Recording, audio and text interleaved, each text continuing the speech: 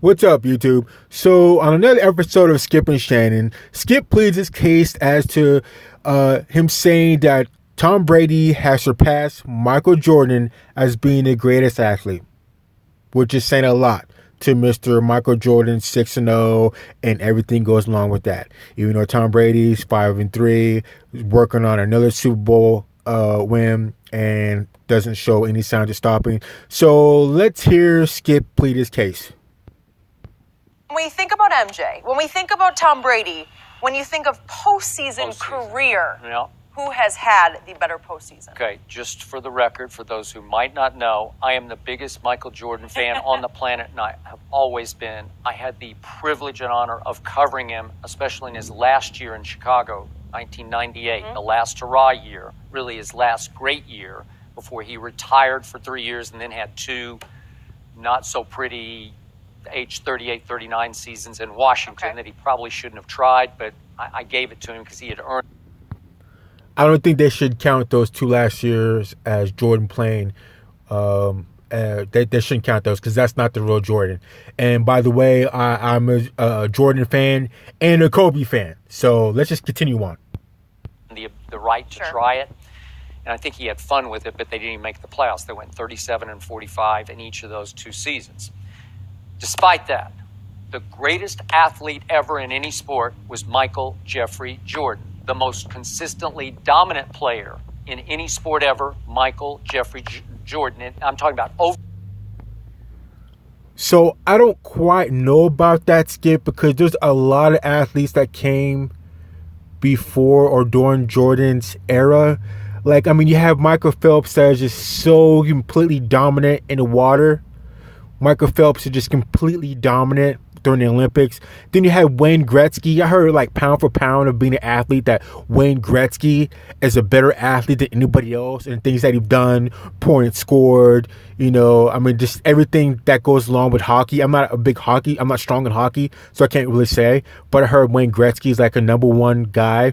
And then you have Jim Thorpe, that was, a really long time ago, just balling out. You have the Jim Thorpe Award named after him. I heard he was a baller. And then you have Pele in soccer that was just super dominant. So I don't know. It's just really hard to say. But I think for overall here in America, I think, Michael Jordan is the number one star that everybody knows, everybody can relate to. And it's just been most recent within reason. So let's continue on with what Skip has to say. For all dominance. You can make cases for Babe Ruth in baseball. You can make cases for Barry Bonds in baseball. I always say Muhammad Ali was the most electrifying and charismatic athlete I ever saw or covered, and had the strongest will of any athlete I ever watched. Muhammad Ali, definitely, because Muhammad Ali, not only was he a superior heavyweight boxer, but he took care of business outside of the ring and sacrificed a lot for certain groups of people in America. So I can see that, but that's not necessarily the dominance part of being an athlete, what's going on outside of your sport. So I don't know. Let's just continue on. Watched or covered or got to know. I got to know Ali a little bit toward the end of his career. But here's the bottom line to your question. If we're just talking about pure postseason performance, I just have to say, to admit, to acknowledge that Tom Brady has eclipsed Michael Jordan just because he's been greater longer. Wow. He's had far more opportunities, in large part because of the longevity of his greatness. And for the record, we're posing this question as if Tom's finished, and I don't think he's remotely finished. You're right. I think he's going to play 4 more years. So we might be. That's the scary part of it. That is the scary part of it. They're talking about Tom Brady being the best athlete ever in scoring and championships and everything that goes along with that, and he's not done yet? He's not done? And he's 41 years old? And he's talking about playing till he's 45? He's not done? And he's 41? And he's at a championship right now? Could win it in 3 days? That's scary. Continue on, Skip. Revisiting this topic again and again for the next 3 years anyway. And every time we revisit it, it's going to look worse and worse for Michael Jordan because he's finished. So we look at what happened. Michael's dominance, the essence, the ultimate dominance came 6 times in 8 years because he went 1991, 92, 93 championships. Then he took the 2 forced years off. And then he comes back 96, 97, 98, championship. So he goes 6 for 6 in the finals, but it all happened in 8 years. And if he had been able to play the 2 middle years, it would have been 8 for 8 with 8 MVPs because that's who he was and that's what he was doing at that stage of his life. But again, it ended in 1998. So obviously the one big glitch in Brady's postseason resume is he went 9 years from 04 all the way up to the 14 season with no Super Bowls. They played in 2, but he didn't win one. So that's a long gap.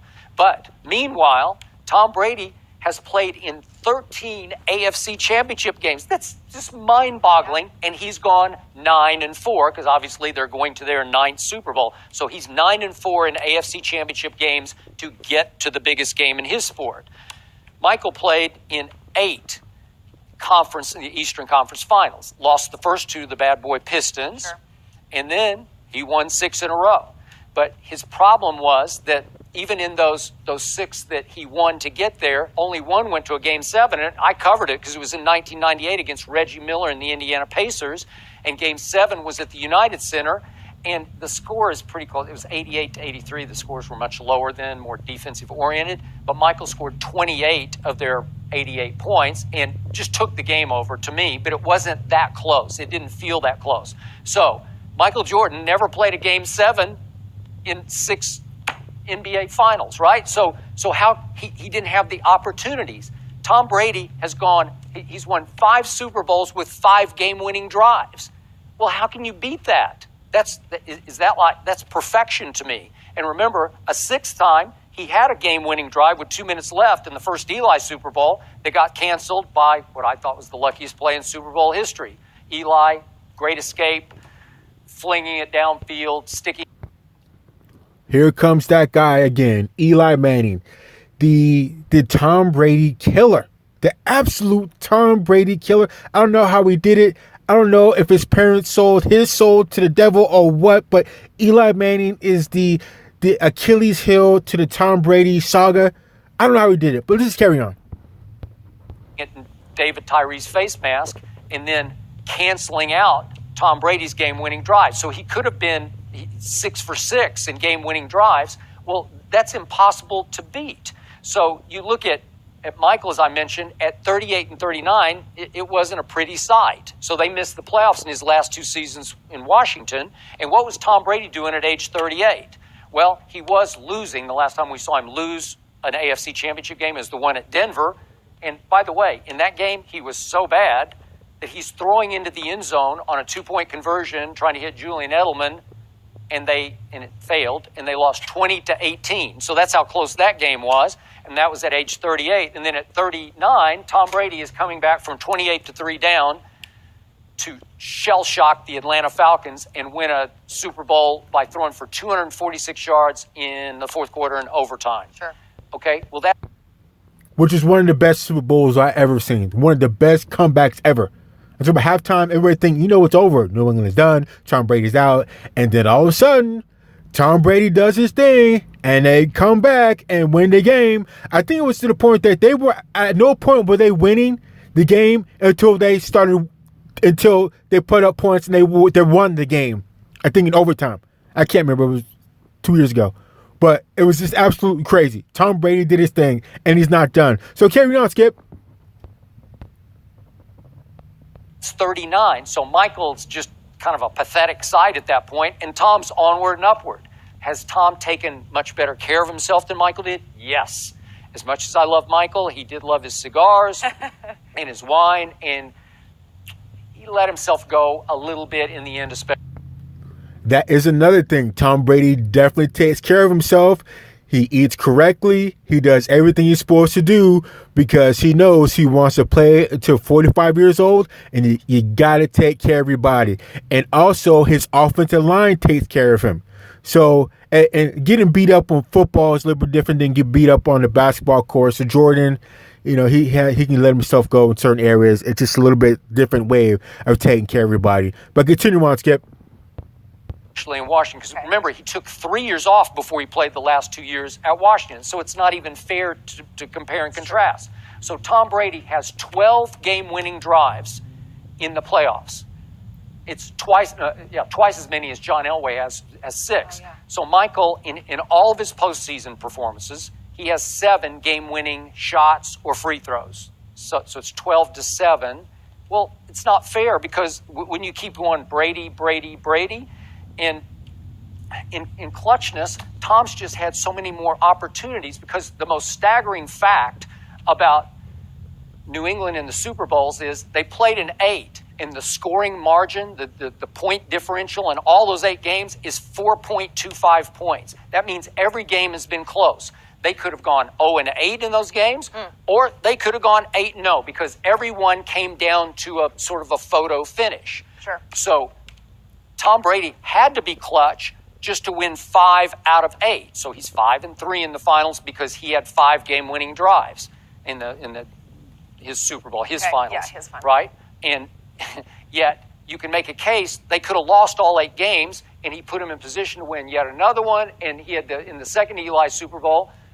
Remember, he throws a ball. By his standards, it was off target. A lot of Patriot fans think Wes Welker should have caught it. And if he had caught it, and it would have been a good catch, I think it would have been, by his standards, a great catch because it was so far downfield.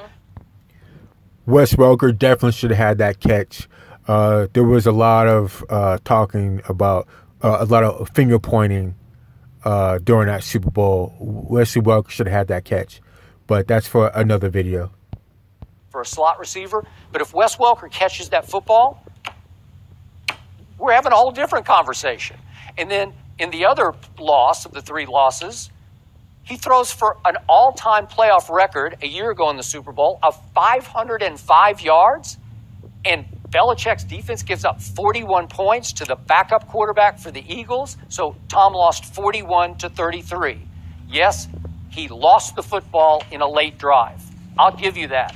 But it wasn't what you would call an unforced error. It was a forced error because Brandon Graham just made a great play, a great pass rush, reached out and slapped the ball out of Tom's hand. Did Tom throw an ugly, bad idea interception? Like he threw one at Kansas City. That was just a bad idea down on the goal line. But he was able, it was early enough in the game. He obviously overcame that. That was 7-0 at that point. He immediately put them up 14-0 because he canceled out his mistake. But last year, he didn't have enough time to cancel it out, although, for me, the Hail Mary that he threw at the end of the game, Gronk should have caught that ball. 10 years ago, 8 years ago, 6 years ago, Gronk would have caught that ball, but now he's a broken down shell of himself. So I can show you where Brady, in every game, he's clutch. Yep. But in the end, the problem is he doesn't look the part, right? He acts the part. He never has, right? But he ran the ugliest 40-yard dash in combine history. He can be a little corny. He can be a little nerdy. He gets like an excitable kid on Christmas morning when they obviously pulled the game off at Kansas. They stole the game at Kansas City. That's what adds a little bit more emphasis to the Tom Brady story, because at no time was he sought at or looked at to being this championship type quarterback, this number 1 quarterback. He's the guy that came up from out of the dirt. He came up from out of Michigan. He was the last pick, I think it was 199 pick, one of the last quarterbacks picked. He was supposed to be nobody, but came up from out of the dirt to becoming the possible GOAT. I hate to put him as the GOAT. I'll put him at the GOAT with Joe Montana because Montana's 4-0 and everything goes on with that. But Tom Brady came up from out of the dirt to become everything that he is today. Michael Jordan came out of North Carolina winning a championship. So he's just expected to do everything he's supposed to do, even though it took him some time to, build up to the championships and get Scotty and everything that goes along with that. But Tom Brady literally came up from the dirt and became, a true success story. Carry on, Skip. What did he do when it was over? He leaps into his teammates' arms. He's like a little kid. You're right. He's excited because he's an excitable boy, Tom Brady. Mm-hmm. Well, you know what he is? he's Michael Jordan in sheep's clothing. That's what he is, because he's a cold-blooded killer in disguise, because the disguise is all the corny, goofy, lame Brady stuff, right? But in the end, down deep, he's as cold-blooded a killer as Michael Jordan is, which is why, according to NFL Network, he walked in the other day to the complex, this was last week according to NFL Network, and said, I'm the baddest MF on the planet. He just announced to nobody. Yep. Well, you know what? He is. And I always thought Michael was, but Tom has just had more chances to be the baddest MF on the planet. And he has shown you repeat. So, once again, I kind of have trouble with this argument because basketball and football are apples and oranges because Tom can't play defense. If it wasn't for defense, there's a lot of things wouldn't go Tom Brady's way. Because like I said, he can't play defense. On the other hand, with basketball, Michael Jordan as an individual can take over the game because he can play offense and defense. So he doesn't really have to depend on the second half. He may be balling out on offense, but he can control the defense too. That can't be said with Tom Brady. So if his defense wasn't up there, the defensive players, the defensive coordinators taking care of business on the other side of the ball, it could literally be a different story. So I don't know. I'm still going with what Skip says. I agree with what he says, but there's just little loopholes that can be jumped through to fight against his argument of Tom Brady being the best. But continue on, Skip. On the biggest stage in his sport, he is that guy. And the best part about it, you brought it up, Skip, he has said 0 chance this is the end for Tom. So Shannon. Yes. I want to hear from there you are. Took a little break there to get his thoughts together. Yes. It's hard being away. I'm sorry that I ran over you so badly on the LeBron topic. I knew you was going to try this, but you know what, Skip Bayless? I thought long and hard about this, and I wrestled with it a long time. Did you? I'm going to agree with you. I believe it's Tom Brady because the luxury that Michael Jordan has is that someone has to beat him 4 times over a 2-week period. Every football game in the playoff is a game 7. So Shannon Sharp, you are completely correct. You are correct, sir. You only get one shot on one day to win that game, to be the best on that day. One shot. Basketball, you get multiple shots. So if you're not on your A game, you get other chances. But in football, you only get one shot. That's it. Imagine a bad call. You see what happened to the Saints? One game and it's over. See, Michael Jordan had 4 chances. Someone has to beat him 4 times. And if you look at the longevity, Tom Brady in 18 seasons has played in 13 conference finals. Michael Jordan only played 15 years. He went to 8. Yeah. And so when you look at the totality of it, even if you let's just take Tom Brady in blocks. Let's take him in 6-year blocks. His first 6 years, if he doesn't play any time after that, he's still a Hall of Famer. You take the next 6 years, although they don't win a title, they get to 2. He's MVP twice. He's still he's still a Hall of Famer. You take the last 6 years of his career. Here he is 4 times in 5 years, going to the Super Bowl, has an opportunity to win. So if you take Tom Brady in 6-year increments, 6 at the beginning, 6 at the middle, 6 at the end, no matter how you slice it, he could be arguably the greatest quarterback. And then when you combine all those years, the 8 straight AFC title games, the 13 AFC title games in which he's played, his 9th Super Bowl, I get it. Michael Jordan basically once he started going to finals, with the exception of the year that he took off, and then he came back 3/4 of the way through the season in '95. He never knew what it was like to lose. But just imagine if Michael Jordan lost one playoff game, he was out of the playoffs. Yep. Because that's what Tom Brady. That's what you do in football. Tom Brady loses once, he's out. So basically, Tom Brady has played the equivalent of 39 game 7s because. That's 39 game 7s. That's 39. You only have one shot. You only have one shot to do what you need to do. You better be better than the other team. One shot. One loss and you go home. One bad call, you go home. One crucial mistake, you go home. Michael Jordan's never had to face that because No. you say, Skip, in the finals, he's never even gotten to a Game 7. No. But just imagine if every playoff game he played was a Game 7, because that's what Tom Brady's up against. Look, and I went back and forth. I was like, well, yeah, but look at Michael. Michael, first 6 years, he didn't even know what it was like to get to the finals. And before Scotty got there, he was swept in the first round. So I get it. And everybody just looks at Michael Jordan's finals record. The question that I've asked those people, is it better to get swept in the first round or get knocked in the second round and not have that ding on your final record? Yeah. Or is it more impressive to go year after year?